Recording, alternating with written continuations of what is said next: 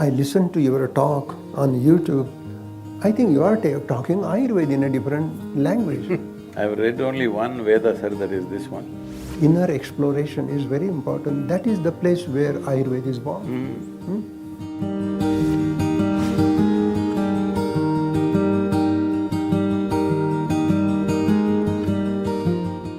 Namaskaram, all of you. Namaskaram. Everybody looks like a bank robber, I don't know who are.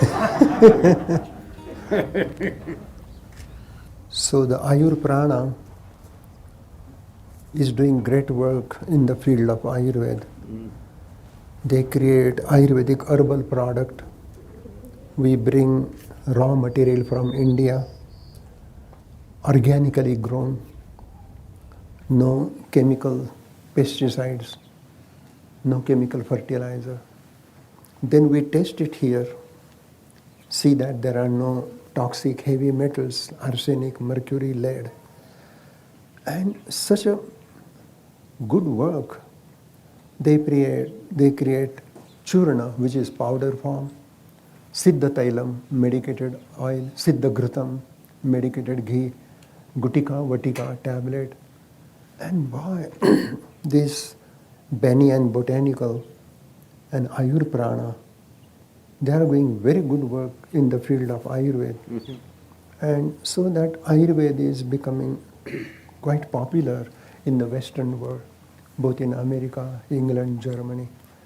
An amazing thing, there is so much hunger for Ayurvedic clinical approach. So I teach them Nadi Pariksha. And in Nadi Pariksha, the basic Manduka Gati, Sarpa Gati, Lavaka Gati, Tittira Gati, Hamsa Gati, different Gatis are there. And with the grace of God, I am a good artist. I draw the picture of the pulse, how it looks. And we are doing webinars. And each Friday, some new subject, new topic, that how to determine Prakruti through the pulse, how to do the assessment of Vikruti, the present altered status of the dosha. Then through the pulse we can understand the Manas Prakruti, Manas Vikruti, sub-doshas, Pranavyan, Udan, Saman, all these sub-doshas. And boy, there is so much demand, people love that.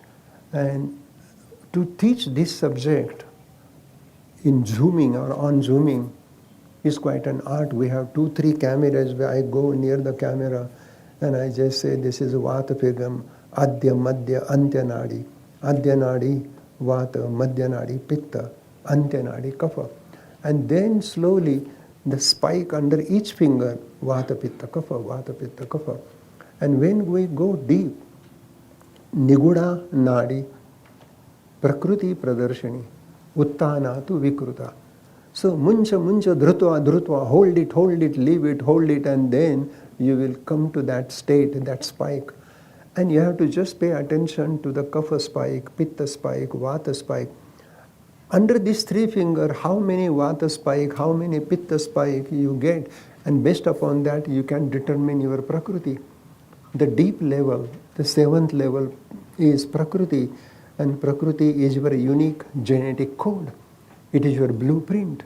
It is still there, pulsating, throbbing under your radial artery. And amazing, people love it. So this work, Ayur Prana, is doing quite a fantastic work in the field of Ayurveda. And a couple of years ago, I was in Coimbatore also. That Dr. Krishna Kumarji and Ram Kumar, they invited me to teach Ayurvedic art of, this is a lost art. No school teaches this ancient Vedic art of pulse assessment. And Krishna Kumarji, he loved it. He's such a holy person.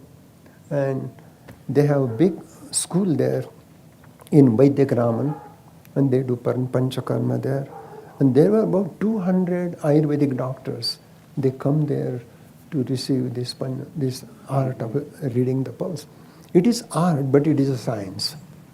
And in Ayurveda, science and art can go together.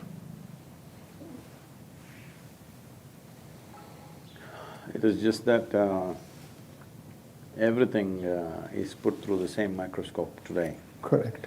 So, if you say, I love somebody, they will check your blood and prove to you that you don't. Correct.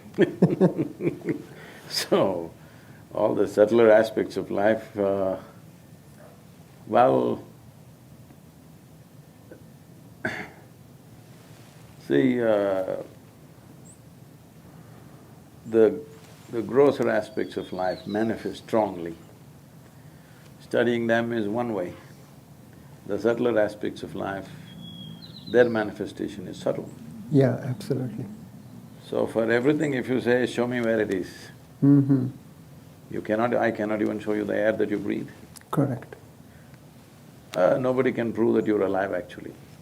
There is no proof that there is life here. The heart is beating, but time will come when they will make the dead body's heart beat. It's not far away, I'm saying, they can pump the blood, they can make it work. So, there is no proof that we are alive either. So in a way, this… for everything gross physical proof will lead to a point where it's already happening, where life is not valuable, only the structures that we build is valuable. The fundamental life itself is not valuable. We are forgetting everything else that we built, the house that we built is only an accessory to our life. The clothes that we wear is only an accessory to our life. Correct. But these things have become bigger than life itself. Absolutely. That's the… So in a culture and atmosphere like that right now, it needs to get to its peak and go down. Absolutely. Till then, it's hard to convince people about the subtler dimensions. Beginning to happen, but still it's not mainstream. That's beautiful. This is so with Ayurveda, this is so with almost every aspect. Every aspect, right. And also, there is a… like we've been running a small manufacturing unit on an experimental level and also producing something to keep it going. So our work has been last 25 years to bring batch integrity to Ayurvedic medicine. It's simply not possible because the leaf that's plucked in the morning and in the afternoon it's different, seasons are different. We found the batch variations, the efficacy variations are up to 80%. Yeah. And if you take any of the top manufacturers, even there it is so. But today people are asking for batch integrity, like a chemical process, where every batch can be the same in a pharmaceutical. In Ayurveda and Siddha, it depends on the season, it depends on the rainfall, it depends on the sunlight, it depends whether you did the grinding in the morning or evening. Yeah. You can't do it whichever way you like. So, we are doing something very small, very, very small, but super effective. But when we try to expand it, it loses its Correct, yeah. thing. So we kept it very, very small. Now there is work going on to build a 1200-bed integrated hospital, which has both allopathy and this, because otherwise I find… see, today a whole lot of things are because of proximity of living populations in cities. Most people, as they're suffering chronic ailments, along with that they have parallel infectious issues. If they are not dealt with, Ayurveda can deal with chronic aspects, something that happens within the body. But where an external invasion has happened, you need some chemical warfare. Correct, of course. So trying to bring this thing, we are calling this as integrated health solutions, where Siddha, Ayurveda, allopathy, Unani and naturopathy and yoga all mixed together according to each person, mixing it in the right context. It works well, but at the same time, today we expect everything to become like a concrete science, this is it, this is it. It doesn't work like that, you have to observe, you have to… You cannot get… right now we are working towards that we can get treated on the Zoom or we can get treated by a phone. Correct. You know, all diagnosis will be done by your phone after some time, that's where we're going. That will not be possible because this needs a certain level of observation. Each person responds to these things differently. Above all, it takes involvement. Whether health or well-being or spirituality needs involvement. Right now, we are trying to do everything without involvement. Correct. Simply, just like that. Everything systemic, no involvement. Well, all the subtler, more tender aspects of life, beautiful aspects of life will disappear if there is no involvement. Yeah, Everything is systemic. absolutely, yeah. That's why this is moving towards integral approach, integrative approach. And even in Arizona, there is a integrated medical schools, and they are doing research. So what you say is very true, because every science has limitation. Allopathy is very good for acute emergency, but once that emergency is over, then Ayurveda can help to take care of chronic ailment like rheumatoid arthritis or gout or even ascites. In all these disorders, Ayurveda has a good approach. And slowly, slowly, Ayurveda and allopathy can come together. Ayurveda will come to the mainstream, but it will take time. Yeah, more a holistic approach is definitely needed. Individual doctors, a few of them are doing it. On the larger level, I don't know where it'll come together because Right. they're moving in divergent ways. That's also possible. Because the basic thought process of entirely depending upon technology and everything is kind of an absolute. Well, health is not an absolute thing. Right. You may be healthy now, in the next 5 minutes you may not be. Yeah, it is relative. It just varies, it's the nature of how life happens. So, these absolute things about you tested my blood in the morning and everything is fine with me, but I may be dead by the evening. Oh, yeah. So many people do, I'm saying. Yeah. So, this absolutism needs to go and we need to look at life with a more holistic and a more gentler approach, which needs lot of Correct. cultivation and new kind of civilization. When I say new kind of civilization, right now our idea of civilization is that we dominate everybody and we are civilized. No, idea of civilization is there is no need to dominate anyone, that is civilization. That is correct. But unfortunately, we think the other way around. When Mahatma Gandhi was asked by someone, what do you think about the Western civilization? He said, it's a good idea. This is not me, it's him. Because we are misunderstanding domination as civilization.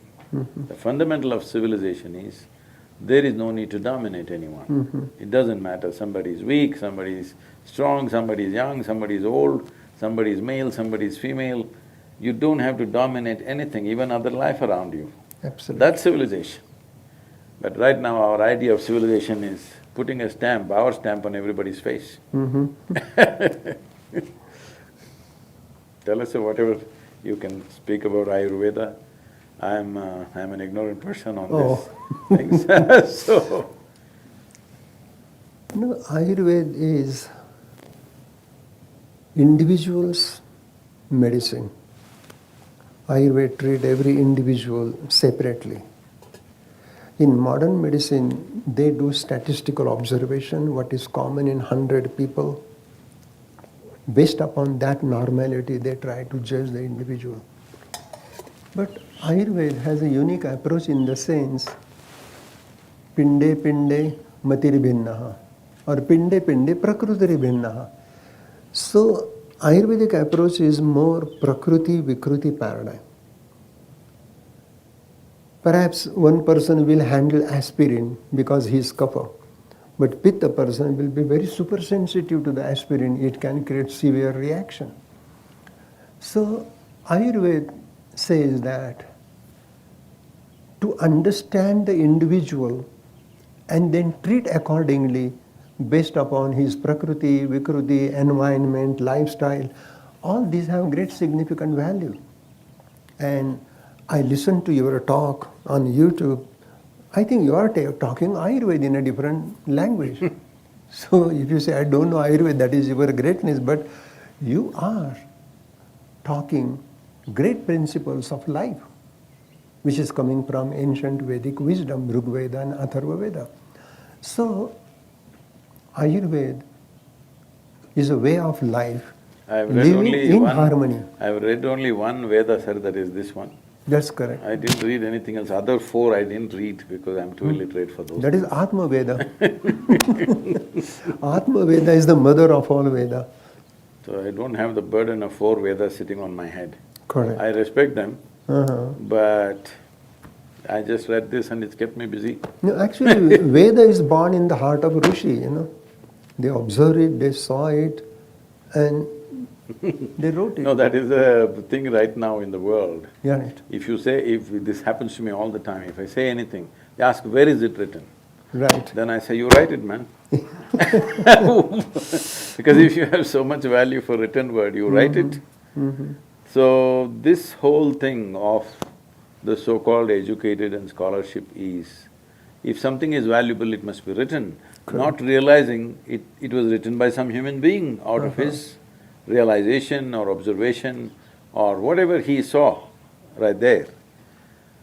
So it's not that we don't have respect for the written word, but we must understand that unless in every generation we produce human beings who are beyond the written word, who know from where the written word comes, from what basis, then written word will become very dogmatic and become like a dogmatic religion. People will start enforcing it in a few generations forcefully.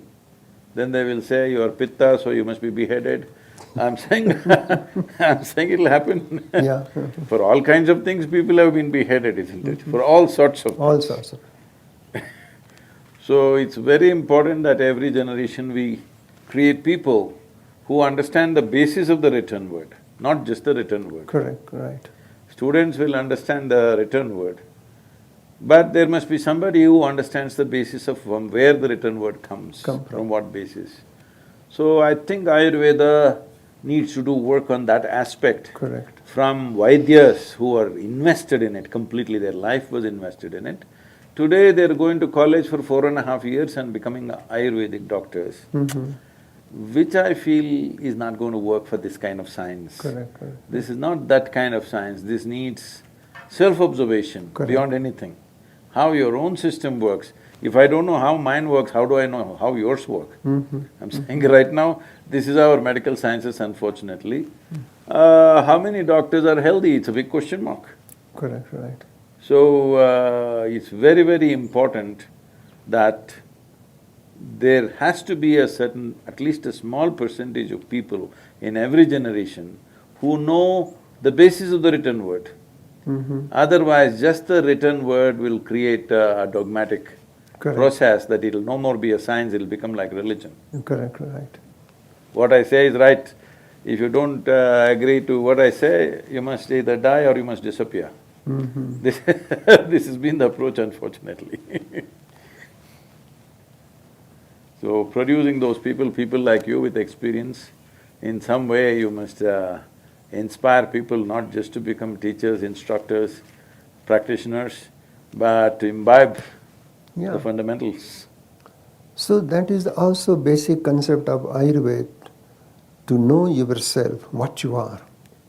Self-knowing is the foundation of life. If I don't know myself, what is my prakriti, what is my vikruti, how thinking happens, how reaction comes, how emotion take place, this whole inner inquiry, inner exploration is very important. That is the place where Ayurveda is born. How will you live long if you don't know how to think and feel? Absolutely. People are thinking themselves to death. They're not working themselves to death. Most of them are thinking themselves to death. Correct. We are really happy I'm from Maharashtra and my mother tongue is Marathi. And in Marathi there is a saying, Sant eti ghara, tochi Diwali ani Dasara. Means when saintly person like you come home, that is really Diwali. And this Dasera, is a Diwali, they have you said celebrated Dasera, right Diwali. now it's Dasera only. Yeah, Dashara. Dashara. Because this Diwali and Dashara, the 10 doors of perception, Pancha Jnanendriya, Pancha Karmendriya, and all these sensory perception, motor action, if we bring harmony in that, it is really that Dashara. And Diwali is the festival of light. And you are the light, and light is within you. So, in that way, such a highly enlightened Guruji, Sadguruji is here. So it is truly Diwali and Dasara, because Dasara brings Diwali. So thank you, dear, you have done wonderful thing. for this. I'm from Mysore. I just forgot to bring my elephants. Dasara is a big event in Big Mysore event, city. right. You know, it's every year just going and gathering there for the procession, and then so many things happening. I must tell you, right from my childhood I've been to many Dasara processions. Always my parents took us when we were very young, later on we went. Then when I was probably 16, 17, I thought, what is there in that procession, and we get a holiday, we go somewhere else and all that. One Vijayadashmi day, I got involved with a small orphanage where there were about 42 children were there. These kids, if I just go there to play with them something, they would just come and… You know, the way they hug you with the desperation is unbelievable. Then I said, I asked them, Dasara is there, have you seen the procession? None of them had seen. Some of them were 12 years old, many of them were like 4, 5 like this. So I decided to take all of them. I hired a cargo truck, you know, a small truck like a Matador, it used to be called, a little one. So I borrowed this from my friend and put these children in the back in the cargo deck with an adult and drove it there and found a nice place for them to see.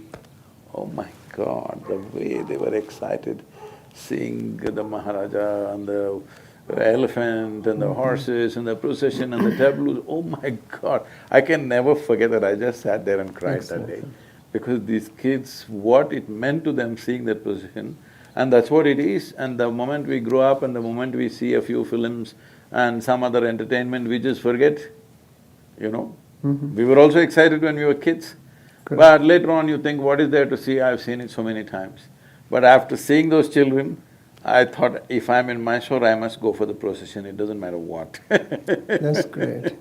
Though there is a lot of jostling, pushing, pulling, everything happening. Even this Navaratri, the 9 days and nights of Durga Ma, and every name has a significant value in Ayurveda. Pratamam Shailaputriti, Dutiyam Brahmacharani, Tritiyam Chandraghandeti, Kushman. These are the names of the Vanaspati, these are the names of the herbs.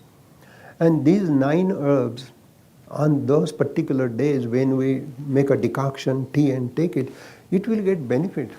So that it will bring clarity, it will bring health and happiness, and amazing, it will balance the 3 doshas, it will burn the ama, the toxic morbid metabolic waste in the body.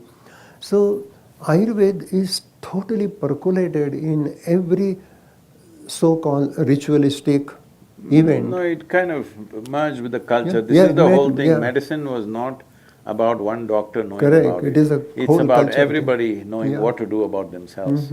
As a part of this, we created herbal gardens in over 123 villages, herbal gardens. Somebody donated a piece of land and we grow about 108 varieties of herbs, and in that village we teach them how to use it. Anybody can go and pluck for their use. They can't take it in a bag and go, but they can pluck for their use. Simple things, children have a stomachache, they go to the doctor and stand in a queue.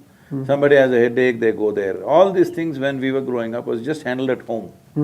Now for everything there is a consultation, for everything First of all, going and standing in the clinic like you are already sick. Okay, your stomach is upset, you are not sick. It's just that, body wants to get rid of something. You're not sick. But in today's terms, if you have a little bit of loose stools, you're sick. If you have a little bit of headache, you're sick. So we started this whole thing and still it's going on, the village people are maintaining it. I would like to ask you one question. In the tribal cultures in southern India, plants are identified as masculine and feminine. In Ayurveda, is there such a thing that there are feminine herbs and masculine herbs? It's very simple. It is based upon Shiva Swarodaya. If you take a leaf, there is a central, that is Sushumna. If you hold, because every leaf has a solar side and lunar side. The shiny side is solar, it takes solar energy, and the rough side is lunar. And if you look at the plant, the stem, and then there are horizontal lines. If you count those sira, that is called sira, if it is even number, so it is a female tree. If it is an odd number, it is a male tree. So male-female can be detected through how many horizontal lines are there on the leaf. This is amazing, very fascinating. And Rasa Virya Vipak of the plant, Rasa is the taste, Virya is the energy, heating and cooling, and Vipak is the post-digestive effect. And then Prabhav, Achintya Virya Prabhav. Prabhav is the action on Pilupak and Pitharpak. Pilupak is happening at an atomic level to the cell membrane. And Pitharpak, Pitar means parents, which is the genetic factor. So the herb goes up to the genetic factor onto the RNA, DNA level. So this is very interesting that male plant and female plant we can detect just by looking at this. Shiva Swarodaya is another wonderful science of Surya Swara, Chandra Swara, Ida, Pingala, Shushumna. And even in every plant there is a Ida, Pingala, Shushumna. So Ayurveda is really talking about male trees, female trees. Now when I came here in Santa Fe, I was teaching Ayurveda in Santa Fe College of Natural Medicine. And there were so many here Native American herbs, chamomile, comfrey, angelica, even they use Krishna Kamal, which is passion flower. And passion flower is good for high blood pressure. And there is a Hathon Bedi. So we studied, and I wrote a book with one of my friend and student, Dr. David Fraudy, and we worked together. And that book is... I know Dr. Fraudy, we've had Yeah. So we were working together in Santa Fe. And that book, we have explained Ayurvedic herbs and Native Indian American herbs. And they have incredible healing power. But we study them through Ayurvedic basic principles of Rasa, Virya, Vipak and Prabha. And that book is very popular now here. So, male and female energy, Shiva Shakti, Purush Prakriti, Yin Yang, Ida Pingala, it is there in the plant. So how evolved is this herbal treatments among the Navajo people, for example? How evolved is their treatments of herbal medicines? These Navajo people, they do the pestle and mortar and they collect the herb and they grind it and make a decoction, make a juice or make a tea, herbal tea. But they have very spiritual ceremony. And they make a fire ceremony and they bring the herb and they use the herb. So their approach is very spiritual. And along the same line, there is a great spirituality in Ayurveda also. No, because they are calling their whatever, I don't know, religious or spiritual leaders as medicine men. Yeah, medicine man. man. I'm trying to understand how far is the medicine going? Yeah, medicine man, they are doing that work. And in a group healing they are doing also in a tent, they call TB, and they make a fire ceremony. And the medicine man comes, there is a pipe ceremony, they smoke some herbs and they get intoxicated. It is like peyote, something like that. And it is so spiritual, but then it becomes very square because they don't have the logic how it works. And Ayurveda has a logic, plus Ayurveda has Sattvam, Atma, Sharirancha, both. No, Ayurveda is from a tropical nation, Yeah, tropical land where there are hundreds of herbs. herbs are Here there. it's a very meager Limited. what's Huh? available. Yeah, yeah. So that's why I know they have that spiritual side, hallucinogenic side, all that.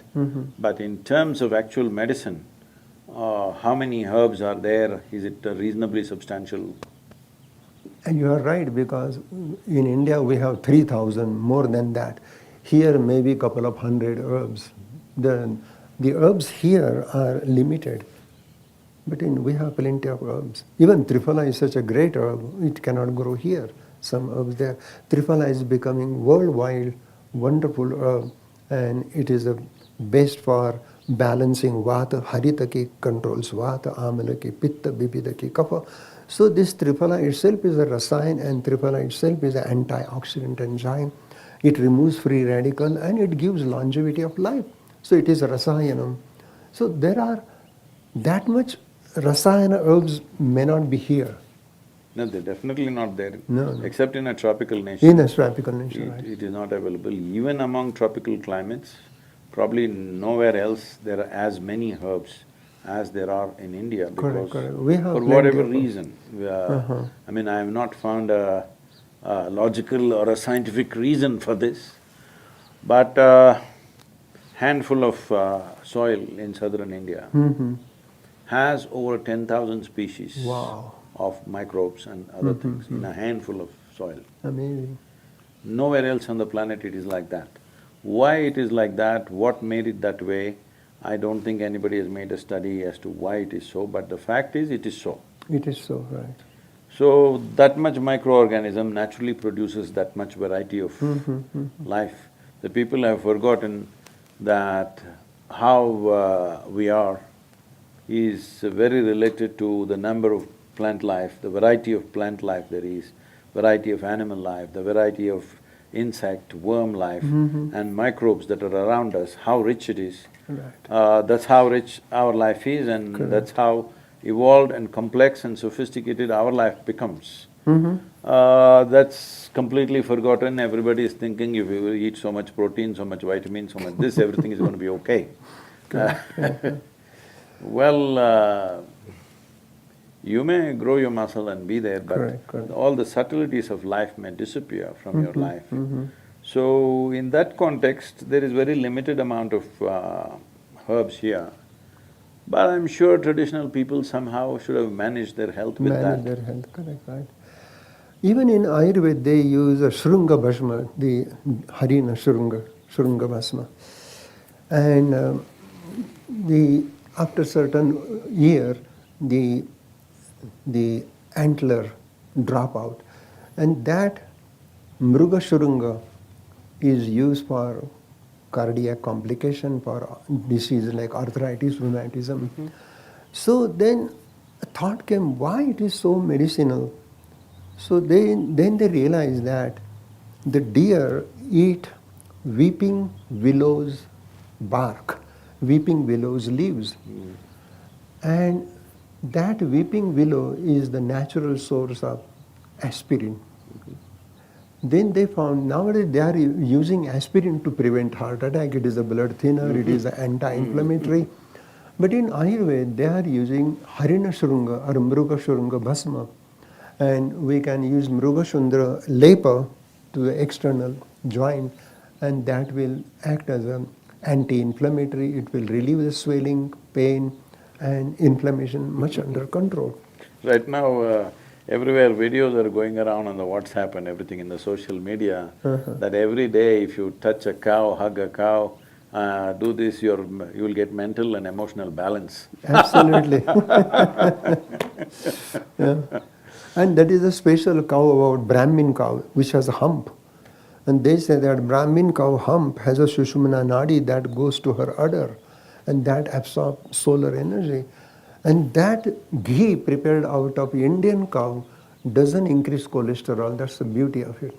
But the Western cow who has a flat back, it is like modified buffalo. Yeah. And this, they have big udder, and that milk from the western cow is rich in cholesterol, and person can get heart attack. So the I would like to Indian ask you one thing. Right now in Kerala, people are claiming, and we don't know how much of it is true, but I know some of it is true. People have preserved ghee in the earth. They buried it in the earth and kept it for over 100 years. And it seems this ghee has tremendous healing absolutely, possibilities. Can you say something? yeah, about that is called Shata. Shata means 100 years. Shata Varsha, Shata Samvatsaram Ghritam means the ghee is buried in a clay pot into the soil, 100 years. Because when ghee is staying in the soil for 100 years, that much long time, some molecular changes happen within the ghee. And that ghee is rich in ojas. It is rich in tejas, and it is rich in prana.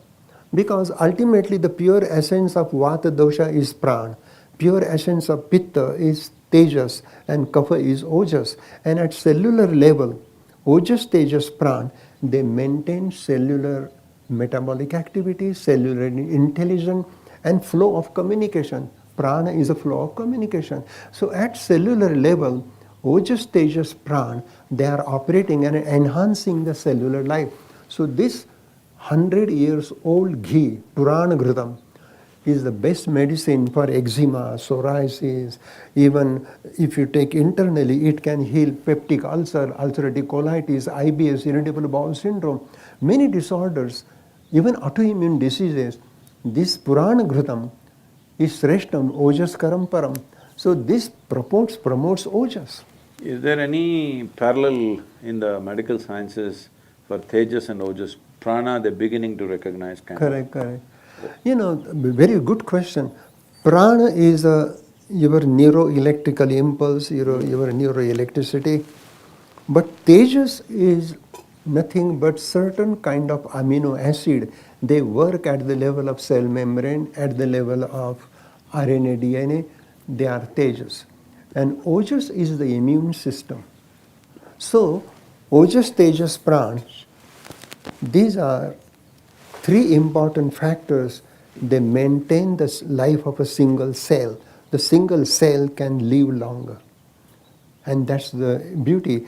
But there is no parallel. One thing is there, when liver destroys the old red blood cell, and out of destruction of RBC, the hemoglobin comes out and the heme is separated, and globin part is ojas in the liver. That's why doctors give gamma globulin shot to prevent hepatitis. So that globulin is a very special protein, maybe resembling to the ojas. Tejas is amino acid, liver enzyme, because liver is a seat of 5 bhutagni. Every ether, air, fire, water, earth has a Agni component. Nabasa Agni, the Agni component of space. Vayavya Agni, the Agni component of air, which really absorb the gaseous exchange happen because of that. Tejo Agni, which is responsible for cellular metabolic activity. And Apo Agni, which maintain plasma serum. And Parthiva Agni is a mineral, calcium, magnesium, zinc. So exactly when we study modern medicine and Ayurveda concurrently and inherently, then we will understand which part is prana, which part is tejas, and which part is ojas. In the yogic sciences, generally, ojas is seen as a non-physical dimension of energy. If you… because everything physical has come from the non-physical. If you create a cocoon of non-physical dimension of energy, cocoon does not mean like this. Right. On the cellular level, every cell has a little bit of non-physical dimension Correct. of wrap around itself. That cell will continuously regenerate itself at a pace that is considered miraculous. Correct. Well, your recovery from anything, injury or any ailment will be like that. Above all, first of all, you don't get sick enough to be called sick. Depending on how violently you live. Right. When I say how violently, See, you're living a nice peaceful life, I live a violent life, I'm on full speed on a motorcycle. So, my life is 7 days of the week, 365 days, there's no day, there's no night. You know, sometimes it's 24 hours work, other days it's 18, 20 hours of work. It's a violent life. But still I have not cancelled a single event because I am not well. Such a thing has not happened in the last 39 years. No, what you say, very beautiful. A certain amount of ojas kind of puts you back always. It doesn't matter. It's not that I have not been unwell, well, I caught flu, I caught this, I caught that many times. But no matter what's happening, I can still continue my activity. Right. So, if what you said kind of interests me, that ojas is that kind of energy which is not physical in nature. Right. But if you are incubated in that always, if every cell is incubated in that always, Correct. your recovery or your ability to be beyond what physical things do to you. Ayurveda says that ojas can be measured on physical level in physical term as ojosar. Then tejas can be measured. Then there is a para ojas and upper ojas. So para is superior. Superior ojas is ashtabindvatmakam param ojam rudhistitaha. So that 8 drop, ashtabindvatakam ojas, the 8 drop of superfine ojas that comes to the heart and that stimulate pacemaker SA node, then it stimulates to the AV node and to the bundle of His. All cardiac activity are governed by that superior ojas. Then inferior ojas is Ardha Anjali, which is half pint, and that is circulating throughout the body to maintain immunological response. But there is a Shakti Roop ojas that become aura. So if you do meditation, you are in samadhi, then that your upper ojas become para ojas become aura. And that halo, that aura is nothing but ojas. But the color of the aura is tejas. And pulsation of aura, vibration of aura is prana. Even at the auric level, ojas, tejas, prana are operating in a subtle Shakti form. But in a physical form, ojas, there is a ojo prakruti. And Ayurveda says the person who is very handsome, dynamic, with attractive eyes and very charming personality, when he comes, there is a whole vibration. I look like a blind man. Yeah. So that is called, so you fall into that category. Your Prakriti is Ojo Prakriti. So Ojas is a physical thing. Ojas can be psychological thing, which is bliss, joy, happiness, and ojas can be spiritual thing, which is samadhi. So Ayurveda talks about these aspects, is it? To some extent. Charak does talk about. I've always been so engaged with life, I never had the patience to study anything. I'm just absolutely involved with life inside and life outside. Correct, right. So I never sat down and made a study of anything. So you must tell us, you spent a lifetime of study. I think your whole life is a study. Even you are driving motorbike, still you are observing, you are learning. There is no end to the study, no end to the learning. Learning is at every moment. And that is your humbleness. You said, I have no time, but you are always in that process. So just now, yesterday night, some journalist was asking me, when you're writing, what are you thinking about? Are you doing this, doing that? I said, not just when I'm writing. At any time, I'm not thinking about anything. Because this whole… this is a European disease that has caught the whole world, it's a pandemic. That people think human thought is more significant than human attention. Human attention, if it is keen enough, intense enough and sustained, it can open any door in the universe. Absolutely.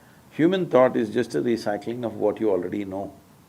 But somewhere our education systems, borrowed from European systems, has inculcated in everybody that your thought is more important than your attention.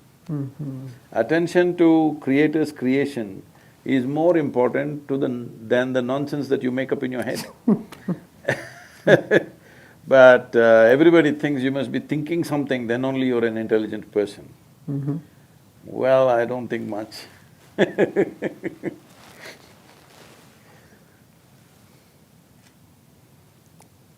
Great. That's why my face didn't become long. Mhm. With age, people, Mhm. will lose their joy and they become like this, they think they've become serious about it. Well, I think seriousness is the worst ailment, Mhm. because it's such a joke that you are here just for a few years. Before you, thousands of years people have lived here. Correct. When you're gone, maybe the grass will be grateful because it's getting sustenance from you, because you're Correct. buried underneath. Mhm. Otherwise, everybody will forget in a little bit of time and world will be fine without you. Correct. But everybody thinks that they have become so important in this Right. universe that they become very serious. Silly little thoughts that they're creating have become bigger than the cosmos. Mhm. So, I don't know, for me, life is about attention. How keenly attentive you are is how much you know of life. Mhm. Because everything that needs to be created is already created. Great. You just have to be attentive and enjoy the bounty of life that's here. Absolutely. But people are trying to make up their own little world. Their idea of a world is one stupid building that they call as home and so much bank balance and four wheels parked in front of their house which is shinier than the neighbor's wheels. I mean, this is their idea of creation, Correct. when there is a magnificent creation all over. So this creation of my job, my family, my this keeps them busy and away from the Creator's creation, which is the worst thing that can happen to you. Absolutely. So Ayurveda, if it has to become the way of the world, not necessarily in the form that it's come from India, it can happen in so many different ways. Right, right. The fundamentals are right, but how it finds expression in different societies could be Correct, different. correct. If it has to happen, first and foremost thing that needs to happen is that there must be a significance for the creation above your own creation. Correct, correct. Till then, I don't think people will take to Ayurveda, everybody is looking for a quick fix of some kind. Correct. And people are doing integration of Ayurveda and acupuncture, Ayurveda and chiropractic, Ayurveda and naturopath, and Ayurveda and allopath. Because Ayurveda is all inclusive and it doesn't mean that it belongs to India, it can belong to anywhere. So that's why you're getting me into trouble. When I said I said, if… I spoke in the United Nations and I said, if yoga is Hindu, gravity must be Christian. So, even now the people who think they're more Hindu than me are hitting me every day Oh, wow. because they think I gave up yoga. They don't understand if it has to become universal, its identity has to rise. Right, right, right. When first I came, people saying, oh, this is a Hindu medicine. I said, no, no. It's okay, just okay. Yeah, We'll manage. Ayurveda is not only Hindu medicine, it is for every religion, it is beyond religion. See, how can science be a cultural or a religious Right, identity? that's It a cannot be. limitation, yeah. So goes for Ayurveda, so goes for yoga. Yeah, yeah. Unless we understand this, then we will keep it cloistered as we have done for thousands of years. Why Ayurveda has not become the universal system of medicine when it was one of the oldest forms of Correct, medicine, correct. with such complexity, over 100,000 formulations. Right, Even modern pharmacopoeia doesn't have 100,000 formulations. absolutely, yeah. But it doesn't become because a constipated approach, we've not stepped out and offered. So yesterday some journalist was asking me, because every day they're on social media asking me all kinds of questions. I was standing next to an antique Coca-Cola vending machine, an old one which is not in use right now. I was in Sedona and I was telling this person Let's see, if you go to any Indian village 10 years ago, everybody had heard the word Coca-Cola. Yeah. But most people did not know what is yoga. Indian villages I'm talking about, not Native American, Indian villages. Our kind of India, I'm saying. Why is it? Simply because you're constipated in your approach. If we try to push it, you say, oh, you're marketing. If all our programs are free in the villages, but we charge in the cities, oh, your business. Ray, what's wrong with business, I'm saying? Business means somebody needs something and you decide to provide that to them. And if there is no transaction, you can't keep it going. How long will you keep it going? Correct, right. It is not about personal profit, it is about making sure the activity is sustainable, isn't it? If I did this first 2.5 years when I thought, after one big experience happened, I wanted to share this. First 2.5 years, I had done business for about 5.5 years by then. First 2.5 years, I spent all my savings and did programs and programs, free programs. Then I ran out of money, then I went through a struggle, what to do, should I collect money, not collect money, because always there's a tradition that, spiritual process, you should not collect money. Then I saw when the fools come to a program without money, they're behaving like they've gone to a cheap cinema. Halfway through they want to get up, go out, smoke and come back. The moment you charge them, they sit there. Then it has a value. Yeah, see, the unfortunate reality. They make a commitment, I will be here for these 10 days or whatever. But their word has no value. The moment they pay even 5,000 rupees, they will sit there. They paid So for whose it. problem is it? Yours or mine? Money is not my problem, it's your problem. So now we are trying to change that. It is the most valuable thing should be well marketed. Correct, right. Whether it is spirituality, yoga, Ayurveda, Siddha, Absolutely, it yeah. must be well marketed, presented in a way that people will appreciate and embrace. Absolutely. Not in some archaic way that nobody wants to do it. Your idea of spirituality is, nobody should do it. All right? Some weird thing you want to say, that only some yogi who is in some cave in Himalayas only does yoga. Nobody else does it, because you presented it that way. Correct. It is very important, it is presented, if it's well presented, you call it marketing. I don't see anything wrong with marketing, it must be marketed. Right. If that's a word you like, we will use that word, yes, let's market it well. Let's sell it well. I never think in my mind of selling anything, but now everybody is saying, oh, this is market, this is business. No, I'm particularly consciously using the word sell. Yes, I will sell yoga. Correct. It's up to you. They're selling Coca-Cola also, carbon dioxide Correct, they're correct, selling. correct. You want to buy that or you want to buy this, make up your mind because your market is in your head. What can I do? The only place that you go to is a marketplace. Do you go to any other place? Hello? The only place people want to go to is a marketplace, isn't it? Marketplace, right. Shopping. Yes. So if that is the only place you go, that is the only place I can also be, unfortunately. But my mind is not market. But I'm okay, whichever way it works in the world, I'm all right with it. Because I live in the times that I live. Absolutely. I don't live at another time and be impractical about it. People… Like one day I'm in Chennai, I had to speak in some conference, he's in a hotel, and somebody is driving, and this man is a very civilized driver. He's unfit to be in Chennai, I'm saying. He's driving slowly behind somebody. I said, just stop it. I made him get down, I got into the driver's seat and I did some aggressive driving. Went there because I made this commitment, I will be never late to any event. Then now, after this some terror attacks and things in every hotel in India, there is a security check at the gate. It's a meaningless nonsense most of the time. They're just thinking the terrorist will get scared. There is just one tiny little barrier gate. If I have bombs loaded in my car, I will drive through the damn gate anyway, all right? That guy doesn't have a gun, that guy is not standing with a bazooka to stop me, nothing. He's just standing with one mirror and one whistle.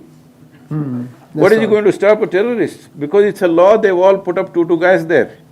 So one car went and the gate was up and I burst through that because I'm going to be late. They all started whistling.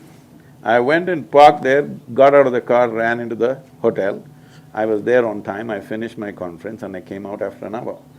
Some journalists were there when I ran in. The way I blasted into I entered the portico maybe at 50, 60 kilometers per hour. Then when I came out, this guy is asking, in ancient times, yogis used to walk. You drive your own car, what kind of a yogi are you? Then I said, you idiot, in ancient times, everybody was walking. Not just yogis. I'm saying you have these kind of things, if I must come walking, I must from Coimbatore to Chennai, if I come walking, I become a yogi. No, I become a walker. Yeah, yeah. I mean, these kind of restrictions we put on ourselves and not reaching valuable sciences to the world, and we're losing it. Losing it, yeah. It's Beautiful. time Ayurveda, yoga, all these very precious sciences must reach the maximum number of people. Correct. It's a very good thing that our Prime Minister pushed for it and now International Yoga Day has been declared. It is not going to achieve everything that we want, but at least it's in the consciousness of the world that yoga is legal. Absolutely. In this group, Ayur Prana, Mitesh Bhai, come on, yeah, and Sneha Ben, they have so much dedication, so much love, and they think like you. They think that we should bring Ayurveda to the front so that the whole world will listen to it. So this is quite a work. It's a big teamwork, and as you say, this is an inspiration coming from your heart, and they are already doing this work. Thank you. Give them big hand. It's amazing. It's good. Is New Mexico made marijuana legal? Not yet? I have no idea. Is it? No. No, not yet. So I'm saying marijuana, alcohol became legal, marijuana became legal, cocaine will become legal. Time we make yoga and Ayurveda legal.